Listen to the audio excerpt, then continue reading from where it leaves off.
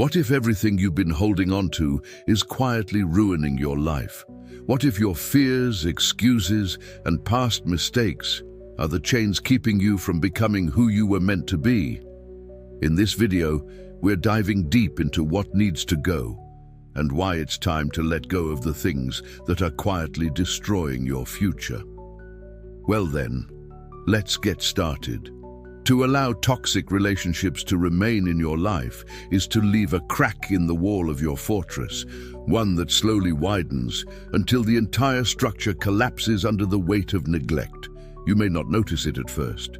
The smiles, the surface-level conversations, even the moments of shared laughter, they mask a subtler, more insidious reality. Some people don't give, they take. They drain your energy, erode your confidence, and leave you questioning the worth of your own existence. A relationship at its core must be a union of strength and mutual upliftment, not a battlefield where you fight for scraps of validation.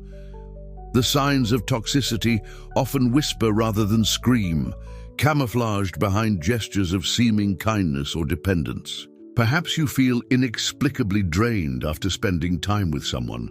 Perhaps their words, though subtle, always seem to make you feel less than.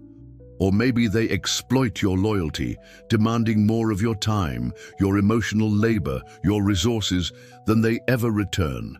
Here is the truth you must embrace.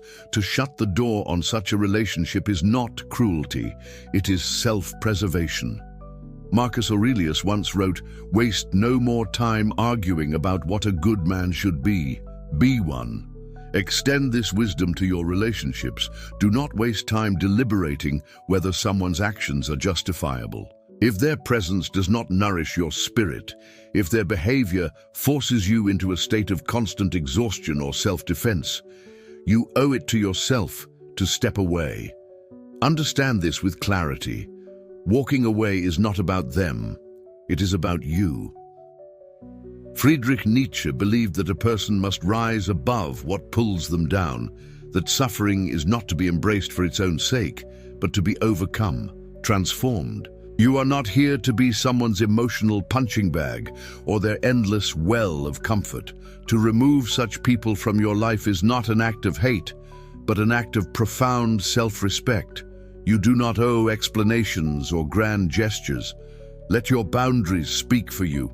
Be steady and resolute in your decision, for you are guarding the sanctity of your inner world. By closing the door to toxicity, you open a gate to something far greater.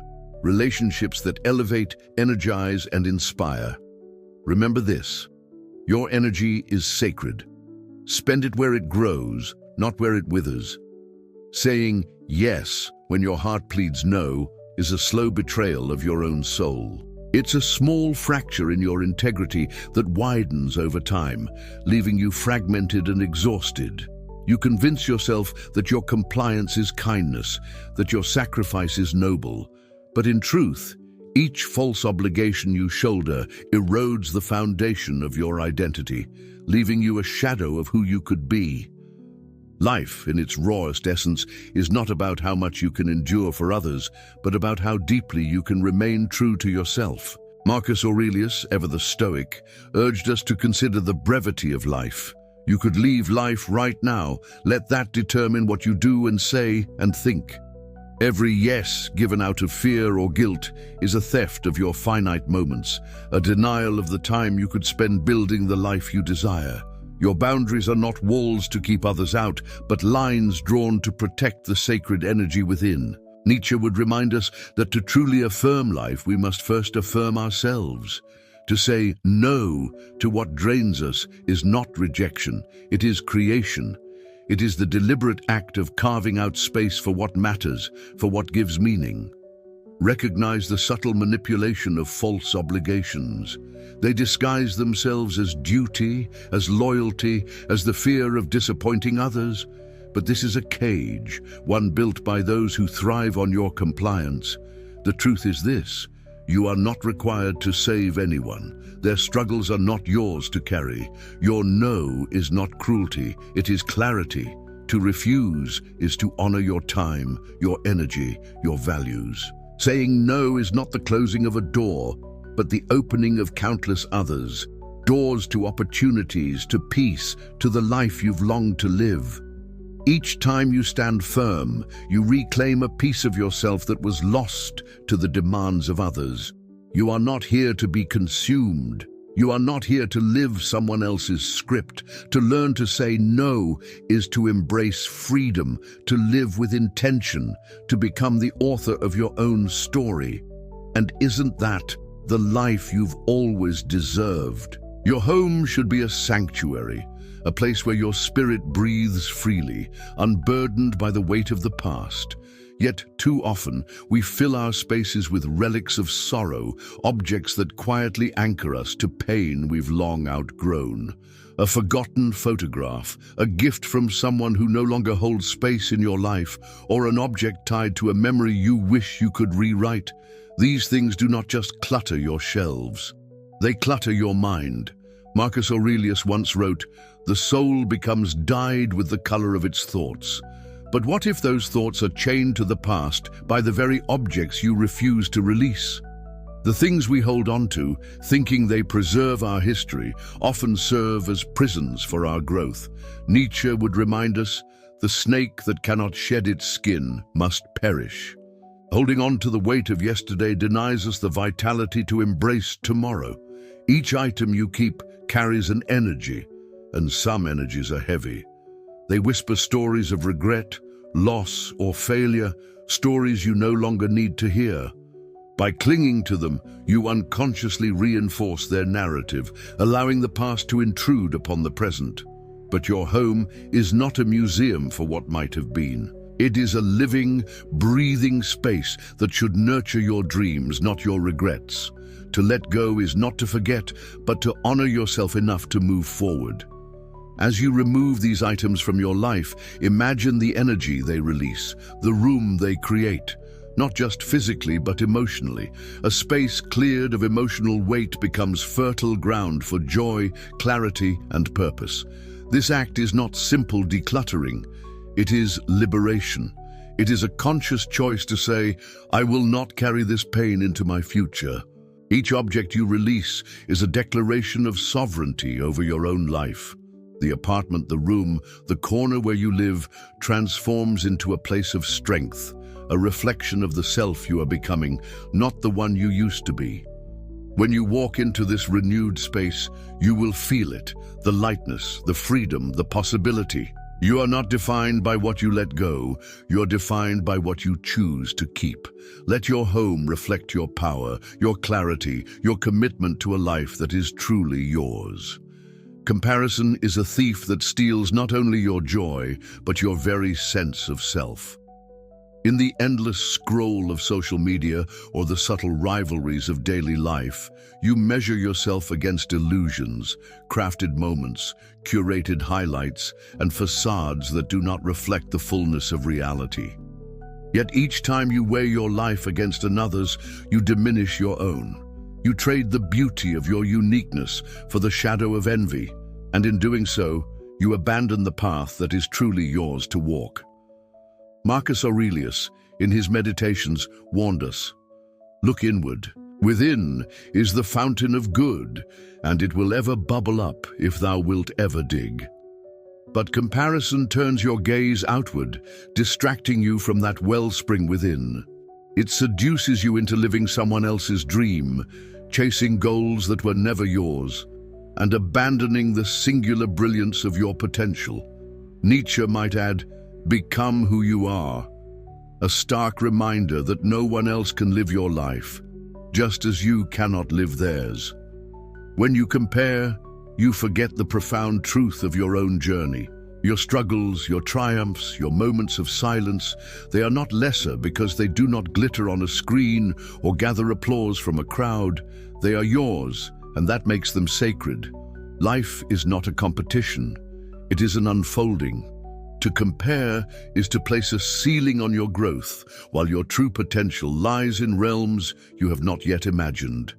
Delete the habit of living vicariously through others. Strip away the illusion that their success diminishes your worth. Each person's life is an intricate story, filled with unseen challenges and private defeats. You do not know their whole truth, just as they cannot know yours. And so, the comparison is not only futile, it is false. Instead, turn your focus inward. Cultivate your own garden, tend to your own growth. Your life is a masterpiece in progress, and the artist is you. When you choose to embrace your unique path, the noise of comparison fades, and what remains is clarity, strength, and a quiet joy that cannot be stolen. Let go of the need to measure up to others, and you will discover the freedom to live authentically. In that freedom lies the confidence and fulfillment you have been seeking all along. Fear of change is a shadow that clings to your every step, whispering lies about the dangers that await. It tells you that staying where you are, comfortable, predictable, even if unsatisfying, is safer than stepping into the unknown. But what is this safety really? It is stagnation disguised as stability. It is the slow decay of potential, the quiet erosion of dreams. In avoiding change, you are not preserving your life, you are shrinking it. Marcus Aurelius wrote, "Do not fear the future, you will face it if that is your fate, armed with the same reason that you apply to the present." The wisdom here is profound. The tools you need to navigate the unknown are already within you. Fear is a trick of the mind, magnifying the uncertainty of what lies ahead while dismissing your capacity to adapt, to grow, to overcome. Nietzsche too would remind us, he who has a why to live can bear almost any how. The act of embracing change is not an act of recklessness. It is an act of trust in yourself, in your purpose, in the unfolding of life itself. The fear you feel before change is not a signal to retreat. It is a signpost of growth. Like a muscle trembling under strain, fear indicates that you are stretching beyond what you once thought possible. And this is where transformation happens, not in the comfort of familiarity, but in the courage to take even the smallest step into uncertainty. A step does not need to be bold to be meaningful. It only needs to be taken. Think of this. Every moment of growth you have ever experienced began with a change. The first time you spoke a new language, learned a skill, or opened your heart to someone, you were stepping into the unknown. And yet you survived. More than that, you thrived. The fear you felt then is no different from the fear you feel now, and its lesson is the same. What lies beyond the fear is always greater than the fear itself. To let fear paralyze you is to surrender the gift of becoming. Each time you choose to stay where you are, you deny yourself the chance to see who you could be. The unknown is not your enemy. It is a blank canvas waiting for the brushstrokes of your courage. Release the need for certainty. Trust that the ground will appear beneath your feet as you take each step. Change is not the end, it is the beginning, the birth of a new chapter, a new version of yourself. When you learn to welcome it, fear transforms from a barrier into a bridge, leading you to a life larger and more vibrant than you could have imagined. How many of your dreams are still on the "I'll start tomorrow" list? Think about it. Those ambitions, those visions you've held for so long, how many times have they been put off, deferred into the fog of later? But later never comes. Tomorrow is always a horizon, forever just out of reach. And with every passing day, the weight of those unfulfilled dreams grows heavier. You might even begin to convince yourself that they're not important anymore, that the life you're living is enough. But deep down, you know that's a lie. Marcus Aurelius wrote, "The soul becomes dyed with the color of its thoughts." And your thoughts right now are dyed with procrastination. You're letting the virus of tomorrow infect your mind. The truth is simple. Every time you delay action, you rob yourself of growth. The person you could become, the life you could create, fades into the distance as you remain tethered to the idea of starting tomorrow. but tomorrow is a ghost. The only reality is today, and the actions you take now carve the path toward the life you want. Nietzsche, in his eternal wisdom, would have said, "He who cannot obey himself will be commanded." And you, my friend, are waiting for a command that will never come. The only voice that will propel you forward is your own. You are the master of your future, but only if you seize control now, today, not tomorrow. You see, the act of starting is a powerful force. It doesn't matter how small the first step is, just that it is taken. Procrastination feeds off your fear, your doubts, your perceived limitations. But action, no matter how imperfect, is the antidote. It is the first seed planted in the fertile soil of possibility. Once planted, it grows, nourished by your will. And in time, it blossoms into the reality you once only dreamed of. The difference between those who achieve greatness and those who remain stagnant is not some extraordinary talent, but the willingness to act in the face of discomfort. The willingness to say, "I will not wait any longer." The willingness to discard the virus of procrastination and replace it with the medicine of now. So, what are you waiting for? Your dream doesn't need to wait. The world doesn't need to wait. You don't need to wait. You are already equipped with everything you need to start. Don't let tomorrow rob you of the life you could be living right now. The moment to begin is always now. The trap of waiting for others to change, to notice you, or to make the first move, is a silent thief of time and energy. It creeps in unnoticed, convincing you that the power to shape your life rests in the hands of someone else. You may wait for validation, approval, or even for people to act in ways that suit your desires. But in doing so, you are giving away your sovereignty, letting external forces control the rhythm of your existence. Marcus Aurelius warned us, "You have power over your mind, not outside events." Realize this, and you will find strength. The key to liberation lies in this realization. As long as you are waiting for someone else to make a decision that will impact your life, you are shackled to their will. You are waiting for a signal, for some form of change that may never come. And in doing so, you relinquish your own power, the power to create, to decide, to act. Nietzsche, ever the provocateur, would remind you that he who fights with monsters should look to it that he himself does not become a monster. And in your case, the monster is not the person you're waiting for, but the endless expectation, the illusion that something outside yourself must change for you to move forward. In truth, waiting for others to make a move is the surest way to become a passive spectator in your own life. You are neither a victim of circumstances nor a prisoner of another person's decisions. You are the master of your own fate. Freedom comes when you stop waiting.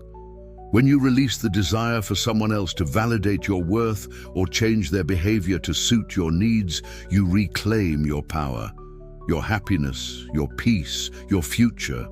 These are not dependent on anyone else's actions. They are born from the choices you make right now. This is a hard truth, but a necessary one. The only person whose behavior you can control is your own.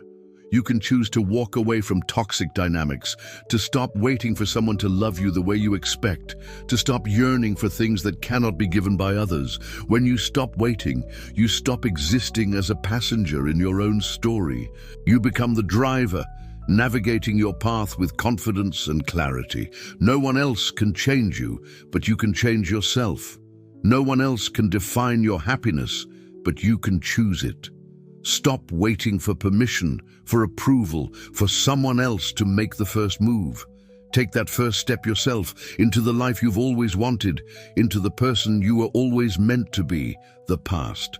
Those shadowed corners of your mind where mistakes, regrets, and missed opportunities reside.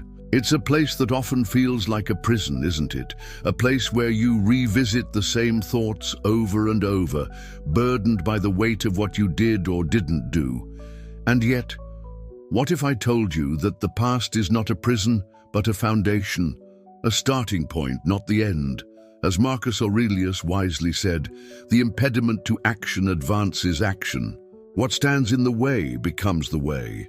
Your past mistakes, the moments you wish you could undo, they are not just failures. They are the raw material from which your future can be crafted. The lesson lies not in the regret, but in the learning. You do not need to carry the weight of your past with you.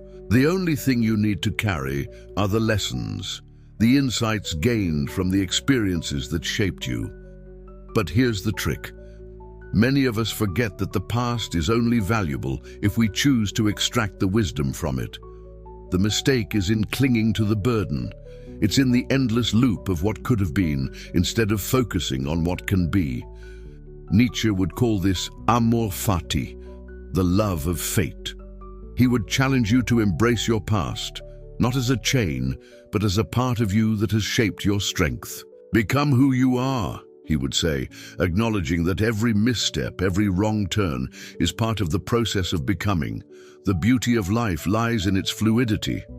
The past, with its lessons and its pain, is only useful when it pushes you forward, when it becomes a point of growth. You are not your mistakes. You are the person who has learned, evolved, and risen from them. By holding on to them, you are choosing to be enslaved by what is already gone. What you think you become, said Buddha. You must stop thinking of yourself as a victim of your past and start seeing yourself as a master of your destiny, someone who can choose which lessons to keep and which to release. In forgiving yourself, in choosing to let go of guilt and regret, you unlock a door to the future. Your past no longer controls you. You control how you view it. The past does not define you. It only illuminates the path you've walked, and in doing so, it gives you the clarity to step into a new chapter, free from the chains of regret. Remember this: the present moment is the only thing you truly own. The past has already passed. It cannot be changed. But how you choose to view it, how you choose to use it as the springboard for your growth, that, my friend, is entirely in your hands. Close the tabs of your past, let them fade into the background, leaving only the lessons and the strength that will propel you forward. Let go of the burden and walk forward with the certainty that the future is yours to shape. You've said it before, I don't have time, I'm not ready, maybe later. These words roll off your tongue like a shield, a layer of armor that keeps the truth hidden beneath the surface. The truth is uncomfortable. The truth is that these excuses are not about time, readiness, or circumstances. They are about fear. Fear that if you step forward, you might fail. Fear that if you try, you'll be exposed. Fear of what it means to truly show up for yourself. The greatest way to deal with fear, Marcus Aurelius once wrote, is not to hide from it, but to confront it. And in doing so, you will find that it was never as powerful as you believed. These excuses you hide behind are your self-imposed barriers, but they are no more than illusions. You say you don't have time, but the truth is, you choose where your time goes. You say you're not ready, but readiness is never something that arrives like a package at your door. Readiness is created through action, by showing up every day imperfectly, but determined. Nietzsche said it clearly: he who has a why to live can bear almost any how. And your why has been buried under layers of comfort, under the protective words you've wrapped yourself in. You see, I'm not ready is nothing more than a lie you've told yourself to keep you in your comfort zone. The truth? You are never ready, not in the way you imagine. There is no perfect moment, no magical sign from the universe that declares, now is the time. The truth is that waiting for the right moment is just another form of procrastination, a disguise for the real enemy, fear of the unknown. The real challenge is not to be ready, but to begin, even when you're unsure. Because action, even imperfect action, is what creates momentum, and momentum is what pushes you past your doubts. And let's talk about, I don't have time. Time is not something that happens to you. It is what you make of it. If something is truly important to you, you will find a way. You may have to sacrifice the distractions, the endless scrolling, the mindless chatter, but you will find the time. Because time, like any resource, flows towards where you direct it. It's easy to make excuses, but difficult to admit that maybe, just maybe, we are afraid of the responsibility that comes with making time for what truly matters. To change this thinking requires a radical shift in how you see yourself. You are not a passive observer of life, waiting for permission or the right moment. You are the creator of your path. The world will not hand you a perfect schedule, nor will it give you a neat package of readiness. You must take ownership of the present moment, even if it means stepping into the discomfort of the unknown. As Marcus Aurelius also said, the impediment to action advances action. What stands in the way becomes the way.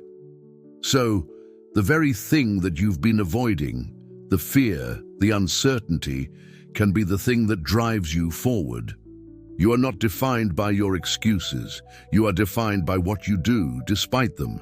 And once you recognize that the lies you've been telling yourself are nothing more than masks for fear, you will find the strength to step beyond them. The moment you stop justifying your inaction is the moment you begin to transform your life. The path is never easy, but it is always worth it, and you are capable of walking it. There's a hidden trap that many of us fall into, one that offers the illusion of relief, but only serves to strip us of our true power. It's the habit of blaming others. The moment you point your finger outward, you release the most essential thing you have: control. The blame game feels comfortable. It's easy. It's convenient. It shifts the burden of responsibility from your shoulders to someone else's. But in reality, it's a poison that keeps you stuck in a cycle of powerlessness. The impediment to action advances action, Marcus Aurelius wrote. What does this mean?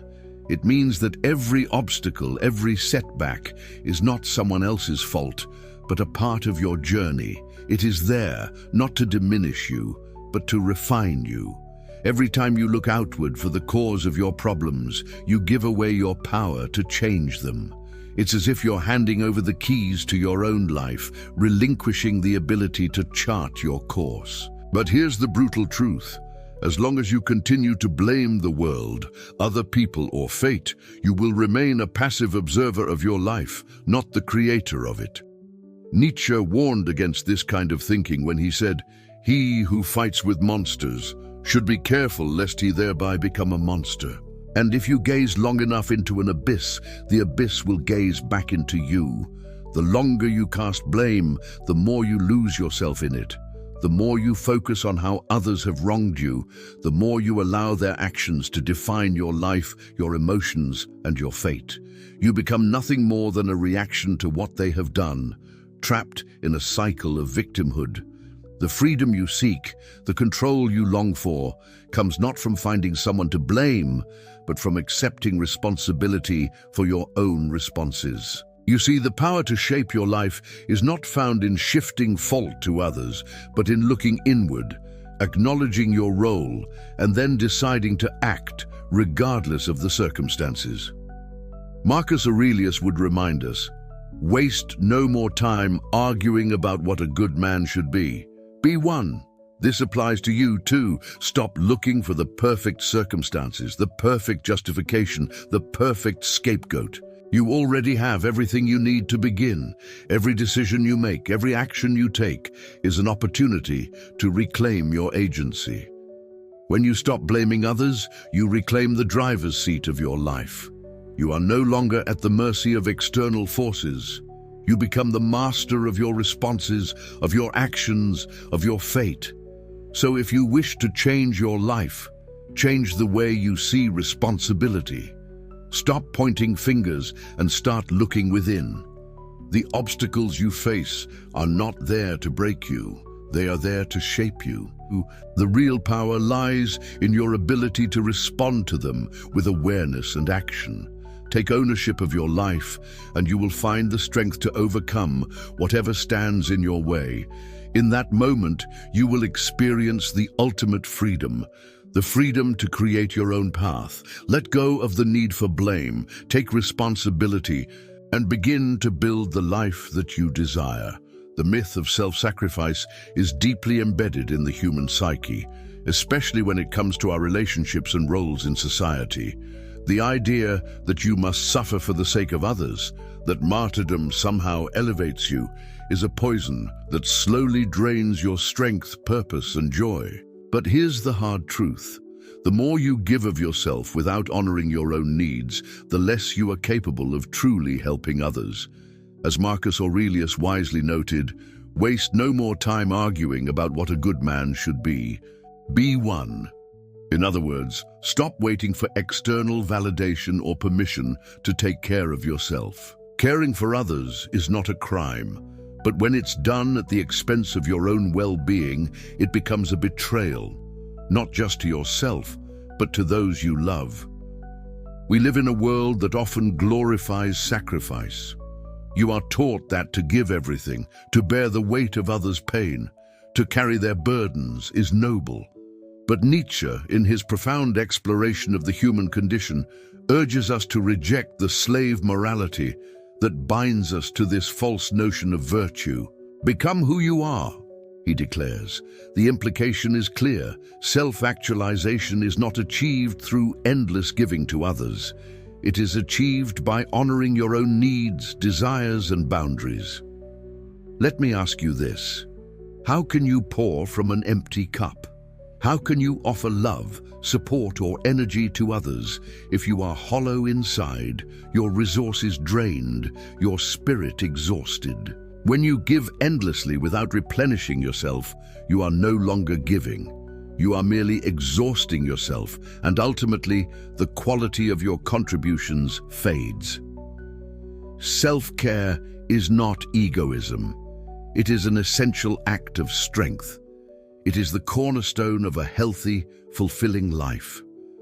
When you are whole, when you nurture your own well-being, only then can you give from a place of abundance. Only then can you contribute to others in a meaningful, sustainable way. The choice to prioritize yourself, to stop living for the sole purpose of others, is not selfishness. It is necessity. As Marcus Aurelius teaches, the soul becomes dyed with the color of its thoughts.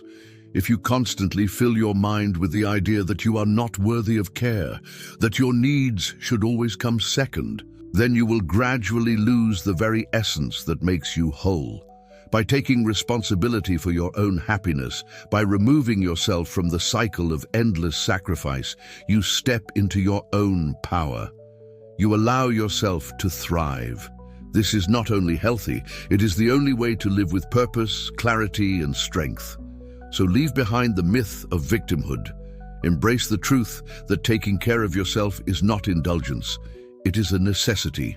By putting yourself first, you not only allow yourself to live more fully, but you also become a better version of yourself for those around you. To live in fear of being yourself is to live imprisoned by invisible chains, shackled by expectations that are not your own. The mask you wear, that fabricated identity designed to appease others, may feel safe, but it is a prison built by your own hands. But ask yourself this: what is the cost of this safety? As Marcus Aurelius said, the impediment to action advances action. What stands in the way becomes the way. The mask you wear, the persona you craft to avoid judgment, is not just a barrier between you and others. It is the very thing that stands in the way of your true potential. Fear of being yourself is a deep, insidious force that stunts your growth and leaves you stagnant. The irony: the more you hide behind a facade, the weaker you become. Nietzsche, too, illuminates this truth in his call to embrace the Übermensch, the overman who transcends the limitations imposed by society, fear, and self-doubt. Become who you are, he commands. But how can you become who you truly are if you are constantly running from your own essence? How can you achieve greatness if you are tethered to a self that is not even your own? The truth is this: only in shedding the mask, only in daring to show the world who you really are, do you begin to unlock your true power. It's not in the image you craft to please others that your strength lies. It is in your raw, unrefined authenticity. Your uniqueness, your very essence, is the thing that will propel you forward. It is the key to a life lived fully, with purpose, strength, and freedom. Imagine for a moment that you are no longer bound by the fear of judgment, that you have the courage to stand as you are, unapologetically, without hiding any part of yourself. This is the moment when true strength begins. It is only when you embrace your true self, your flaws, your desires, your quirks, that you tap into a deeper, more profound form of power. You see, fear of being yourself is rooted in the desire for external validation. But the real question is, what are you willing to sacrifice to remain in that comfortable lie? Is the comfort of being accepted worth the cost of losing yourself? So, cast away that fear. Rip away the mask that you've hidden behind for so long. What you will find beneath it is a person who is stronger, freer, and more capable than you could ever imagine. The power to live authentically is yours for the taking. All it requires is the courage to face the world as you are, not as others expect you to be. This is the moment to say goodbye to fear, to say goodbye to the chains that have kept you small, that have kept you silent. Your true strength is waiting, just beneath the surface, ready to emerge the moment you let go of the need to be anything but yourself. Today, you took the first step. The step towards freeing yourself from the habits and limitations that keep you trapped. Remember, strength is not in being like everyone else, but in being yourself. Embrace your uniqueness, act despite the fear, and stop postponing life for later. You deserve to be who you want to become. Now, move forward. Dream, take action, and be bold. Your story is just beginning.